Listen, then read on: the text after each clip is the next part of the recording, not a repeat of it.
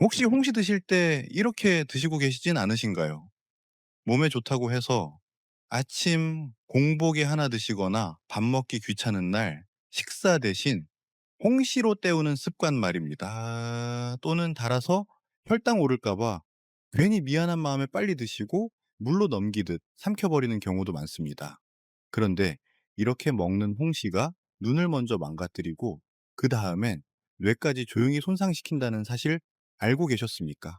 무서운 건 바로 아프지 않는다는 겁니다. 눈이 조금 뿌연 것 같고 깜빡깜빡하는 일이 늘어날 뿐입니다.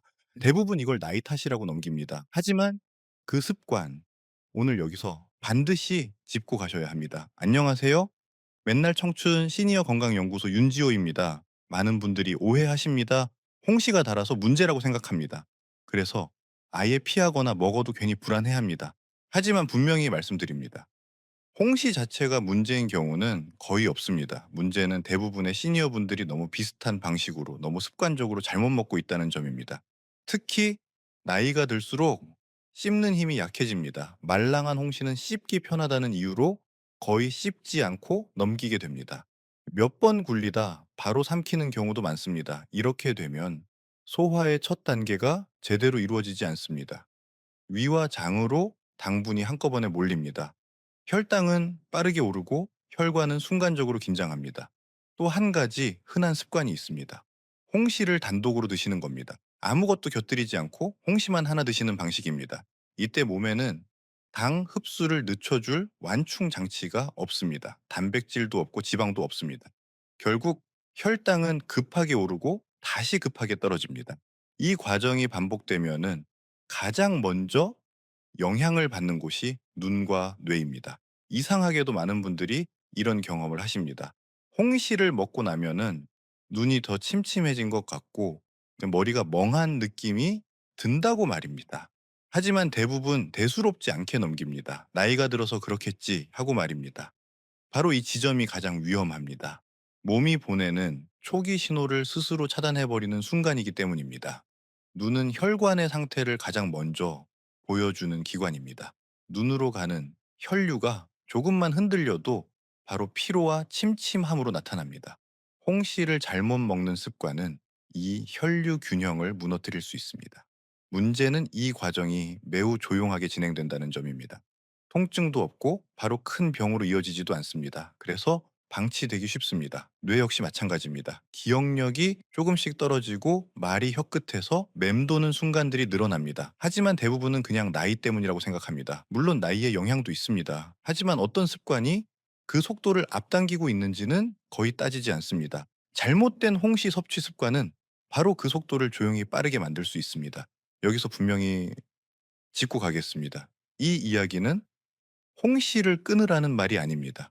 홍시는 제대로 먹으면 눈과 뇌를 보호하는 아주 좋은 과일입니다. 하지만 지금처럼 드신다면은 장점은 사라지고 부담만 남게 됩니다. 그래서 오늘 이 이야기를 꼭 드리고 싶은 겁니다. 지금 이 순간 잠깐만 돌아보십시오. 홍시를 공복에 드시고 있지는 않은지, 너무 빨리 삼키고 있지는 않은지, 항상 단독으로만 드시고 있지는 않은지 말입니다. 이 작은 차이가 눈과 뇌의 건강을 가르는 출발점이 됩니다. 그렇다면 자연스럽게 이런 질문이 생기실 겁니다. 왜 홍시는 눈부터 영향을 미치는 걸까? 왜 가장 먼저 시야가 뿌옇게 변하는 걸까? 다음 이야기에서 그 이유를 차분하게 풀어드리겠습니다. 눈이 침침해지기 시작하면요. 대부분 이렇게 생각하세요. '아 나이 들어서 그렇지 뭐. 이제 눈 나빠질 나이잖아.' 하고 그냥 넘기죠. 그래서 안과도 가 보시고요. 안약도 받아서 넣어 보고 인공 눈물도 써 봅니다. 그런데 어떠세요? 며칠은 괜찮은 것 같은데 다시 불편해지지 않으세요? 이런 경험 한 번쯤은 다 있으실 겁니다. 여기서 한 번만 생각을 바꿔 보셔야 합니다. 눈이 불편하다고 해서 꼭 눈만의 문제일까 하는 거죠. 사실 눈은요, 몸 상태를 제일 먼저 보여주는 곳입니다. 눈으로 가는 혈관이 굉장히 가늘고 예민하거든요. 그래서 혈당이 갑자기 오르내리거나 혈류가 조금만 흔들려도 눈이 바로 반응을 합니다. 뻑뻑해지고 쉽게 피곤해지고 시야가 흐릿해지는 식으로요. 그런데 여기서 홍시 이야기가 나옵니다. 홍시를 잘못 먹는 습관이 있으면요. 이 눈의 변화를 더 자주, 더 빨리 만들 수 있습니다. 공복에 홍시를 드신다거나 아무것도 안 먹고 홍시만 하나 드시는 경우 말입니다. 그러면은 당분이 한 번에 확 들어옵니다. 혈당이 쭉 올라갔다가 또 확 내려오죠. 이때 혈관이 어떻게 되겠습니까? 계속 긴장했다 풀렸다를 반복하게 됩니다. 눈으로 가는 미세혈관도 마찬가지고요. 눈은 이런 변화에 특히 약합니다. 젊을 때는요. 하루 정도 쉬면 이제 눈 피로가 풀렸죠. 그런데 시니어가 되면 다릅니다. 눈 회복이 훨씬 느려집니다. 스마트폰 조금만 봐도 눈이 시리고 텔레비전 오래 보면 초점이 흐려지고 글씨 볼 때 괜히 눈을 찡그리게 됩니다. 이게요. 그냥 피곤해서 그런 게 아닐 수도 있습니다. 눈이 지금 신호를 보내고 있는 겁니다. 그런데 많은 분들이 여기서 이렇게 생각하세요. 아, 안구건조증인가 보다. 물론 맞는 말이기도 합니다. 그런데 왜 갑자기 안구건조증이 심해졌는지는 잘 생각을 안 하세요. 눈물량만 줄어드는 게 아니라 눈물 상태 자체가 나빠지는 경우도 많습니다. 이것도 혈관 상태랑 연결이 돼 있습니다. 홍시를 잘못 먹는 습관이 계속되면요. 몸이 혈류를 조절하느라 계속 바빠집니다. 그러면은 눈에 가야 할 산소랑 영양 공급이 일정하지 않게 됩니다. 그래서 눈이 쉽게 피로해지고 괜히 시야가 뿌연 느낌이 드는 겁니다. 특히 밤에 더 불편해지시는 분들 많으시죠. 불빛이 번져 보이고 어두운 데서는 사물이 잘 안 보이고 야간 운전이 점점 부담스러워집니다. 비 오는 날엔 더 피곤하고요. 이걸 다 노안 탓으로만 돌리기엔 조금 애매한 경우도 많습니다. 근데 문제는 뭐냐면요. 이런 상태가 꽤 오래 가도 대부분 그냥 참고 넘긴다는 겁니다. 눈이 좀 불편한 거지 큰 병은 아니니까 하고요. 병원에서 큰 이상 없다고 하면 그때부터는 더 안심해 버립니다. 그런데 눈은요, 이미 몸 전체 상태를 대신해서 신호를 보내고 있는 중일 수도 있습니다. 그리고 꼭 기억하셔야 할 게 하나 있습니다. 눈의 변화는 혼자 오지 않는 경우가 많습니다. 눈이 먼저 알려주고, 그 다음에 더 조용하고, 더 위험한 변화가 뒤따르는 경우가 많습니다. 바로 뇌입니다. 눈으로 가는 혈관이랑 뇌로 가는 혈관은 서로 깊이 연결돼 있습니다. 눈이 자주 침침해지고 쉽게 피로해졌다면 뇌로 가는 혈류도 이미 영향을 받고 있을 가능성 한 번쯤은 생각해 보셔야 합니다. 그래서 눈의 변화는 절대 가볍게 넘기시면 안 됩니다. 그럼 이런 질문이 자연스럽게 생기실 겁니다. 눈 다음에는 어디가 문제일까? 왜 홍시 먹는 습관이 뇌까지 영향을 준다는 걸까? 다음 이야기에서 이 부분을 차분하게 말씀드리겠습니다. 뇌는요, 소리를 안 내고 망가집니다. 그래서 더 무섭습니다. 눈에서 나타나는 변화들을 그냥 넘기고 지나가면 그 다음에 영향을 받는 곳이 어디일까요? 바로 뇌입니다. 그런데 말입니다. 뇌는 눈처럼 바로 불편함을 알려주지 않습니다. 통증도 거의 없고 눈에 띄는 증상도 늦게 나타납니다. 그래서 더 조심하셔야 합니다. 처음에는 아주 사소한 변화로 시작됩니다. 말을 하다가 단어가 바로 떠오르지 않거나 방에 들어와서 왜 왔는지 잠깐 멍해지는 순간들이 생깁니다. 열쇠나 휴대폰을 어디에 두었는지 자주 헷갈리기도 합니다.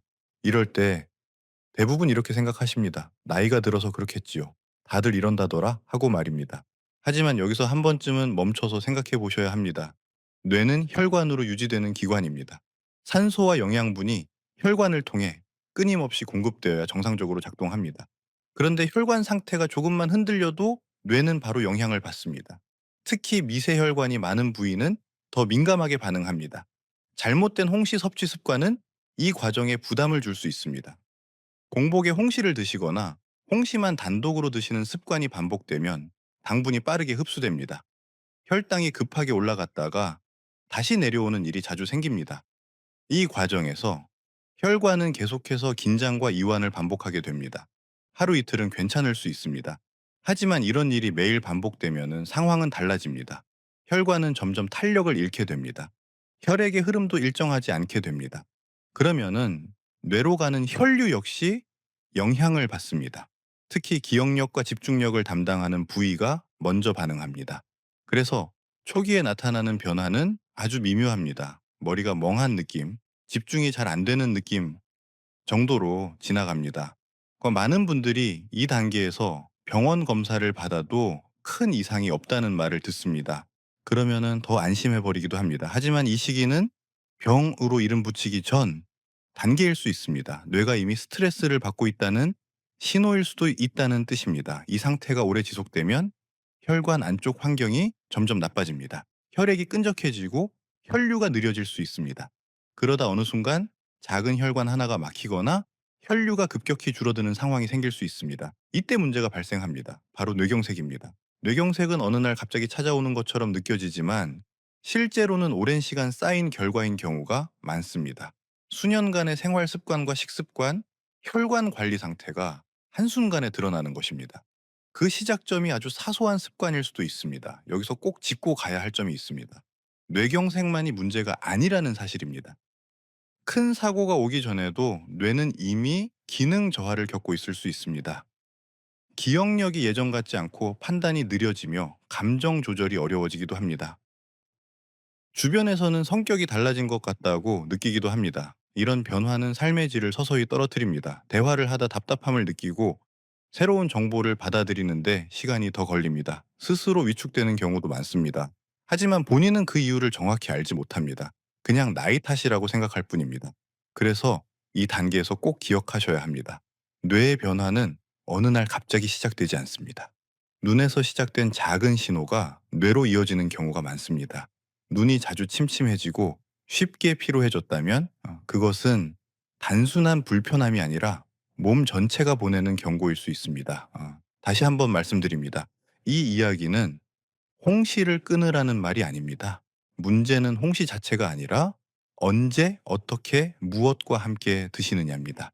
같은 홍시라도 어떤 순간에는 도움이 되고 어떤 순간에는 부담이 될 수 있습니다. 이 차이가 눈과 뇌의 미래를 가르게 됩니다. 그렇다면 이제 이런 질문이 생기실 겁니다. 도대체 언제 홍시가 독이 되는 걸까? 예. 어떤 조합이 가장 위험할까? 다음 이야기에서는 바로 그 결정적인 순간을 하나씩 짚어보겠습니다. 많은 분들이 아무 생각 없이 하고 계신 조합 이야기입니다. 여기까지 들으셨으면 아마 이런 생각 드실 거예요. 그럼 홍시는 언제 문제가 되는 거지? 항상 그런 건 아닐 텐데 말이죠. 맞습니다. 홍시는 아무 때나 독이 되는 과일은 아닙니다. 그런데 딱 정해진 순간이 있습니다. 특정한 음식이랑 같이 먹을 때요. 문제는 많은 분들이 그 조합을 아무 생각 없이 계속 반복하고 있다는 겁니다. 가장 흔한 조합부터 말씀드려 볼게요. 홍시랑 고구마입니다. 둘 다 몸에 좋다고 알려져 있죠. 그래서 같이 드시는 분들 정말 많습니다. 그런데 이 조합이 생각보다 속에 부담이 됩니다. 홍시에 들어있는 탄닌 성분이랑 고구마의 전분이 같이 들어가면요. 소화가 느려집니다. 위에 오래 머물고 속이 더부룩해지기 시작합니다. 한두 번은 괜찮을 수 있어요. 그런데 이게 계속 반복되면은 장에도 부담이 쌓이게 됩니다. 또 많이 하시는 조합이 있습니다. 홍시랑 계란입니다. 아침에 간단히 먹기 좋다고 같이 드시는 분들 계시죠? 그런데 이 조합도 조심하셔야 합니다. 홍시의 탄닌 성분이 계란 단백질이랑 만나면은 소화가 잘 안 됩니다.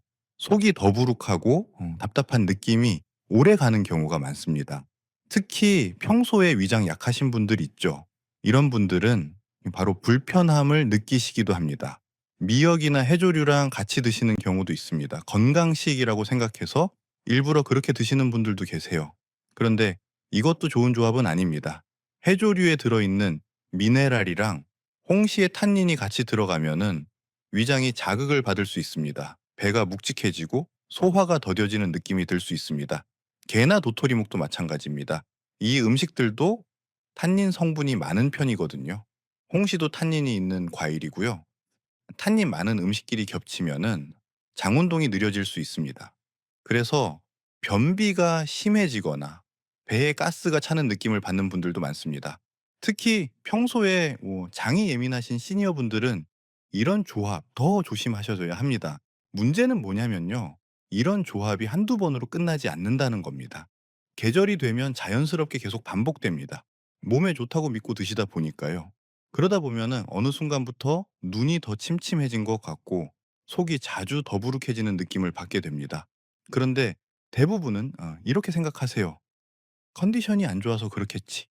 하고 넘깁니다. 여기서 꼭 하나 짚고 가야 할 게 있습니다. 이런 조합이 당장 병을 만드는 건 아닙니다. 갑자기 큰 병이 생기는 건 아니에요. 하지만 몸에 부담을 조금씩 계속 쌓이게 만드는 건 맞습니다. 눈에 띄는 증상은 없어도 혈관이랑 장, 그리고 뇌에까지 서서히 영향을 줄 수 있습니다. 그래서 더 무서운 겁니다. 그렇다면 이런 생각도 드실 수 네. 있겠죠. 그럼 홍시는 아예 안 먹는 게 낫나? 그렇게까지 생각하실 필요는 없습니다. 홍시는 분명히 좋은 과일입니다. 다만 어떤 음식이랑 같이 먹느냐에 따라 결과가 완전히 달라질 뿐입니다. 조합만 바꿔도 홍시는 충분히 도움이 될 수 있습니다.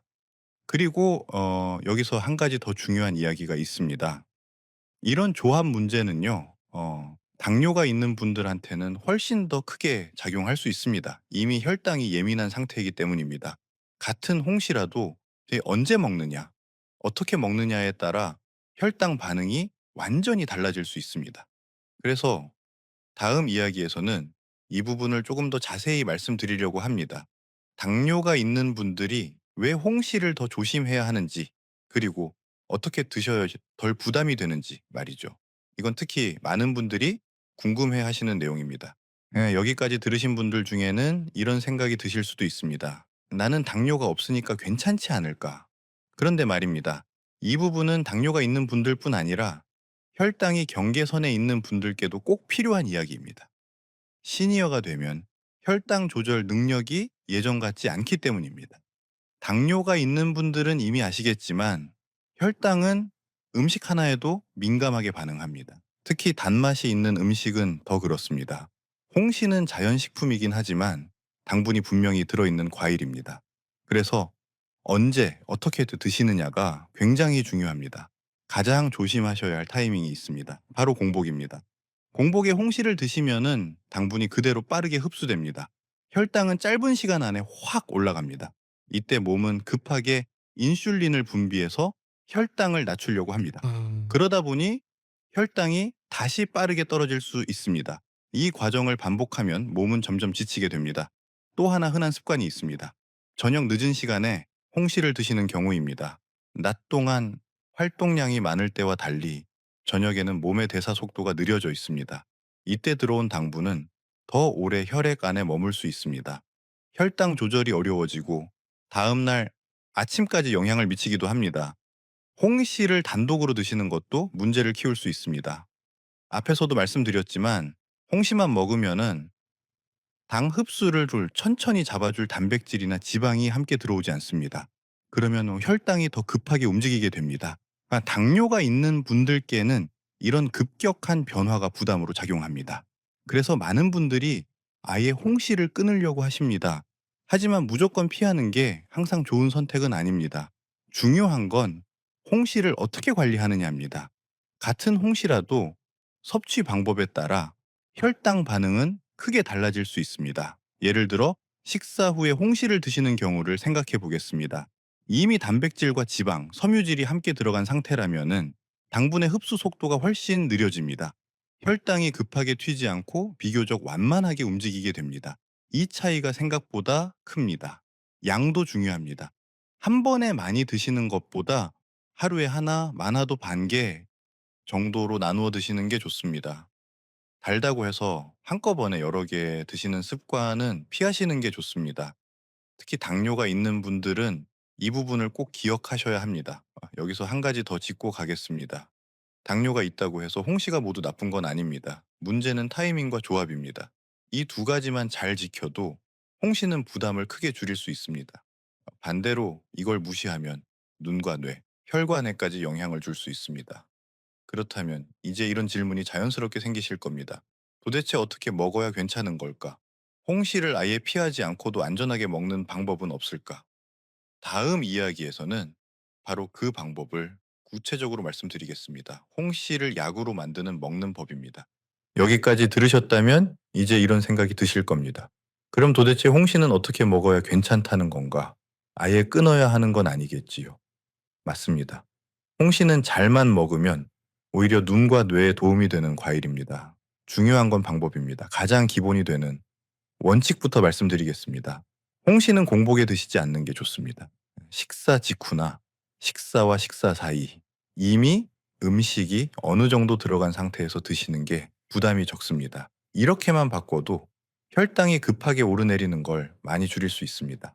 그 다음으로 중요한 건 함께 먹는 음식입니다.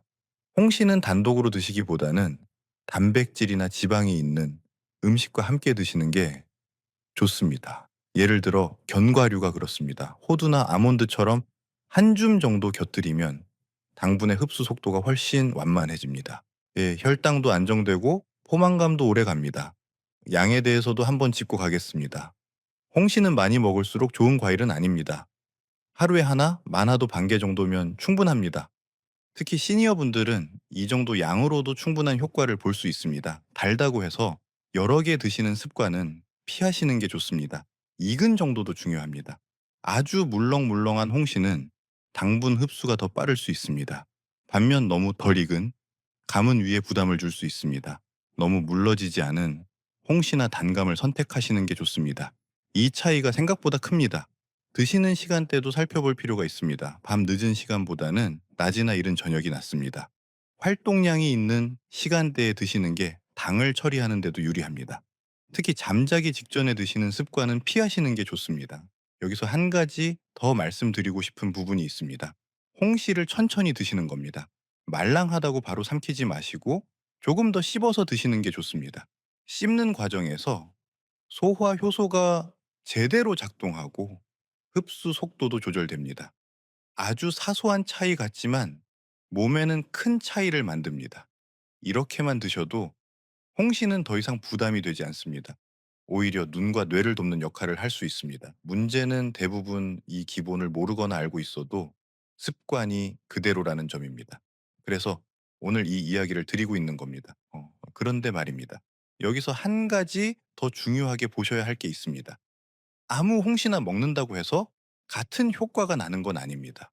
고르는 단계에서부터 차이가 생깁니다. 다음 이야기에서는 홍시를 고를 때 꼭 봐야 할 포인트를 정리해 드리겠습니다.